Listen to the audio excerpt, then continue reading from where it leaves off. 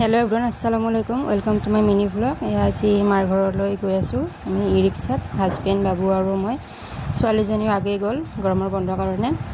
তাৰপিছত এয়া আহি অলপ কাপোৰৰ দোকানত সোমালো অলপ কাপোৰ চাব লগা আছিল মোৰ কাৰণে এয়া কাপোৰ চাই আছো এইবোৰ পছন্দ নহল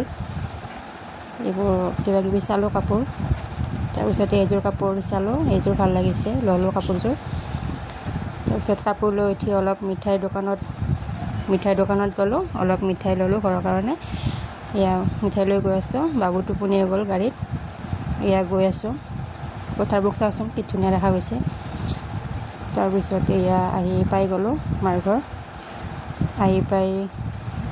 পাই কিবা কিবি খাবলৈ দিলে খাই ললো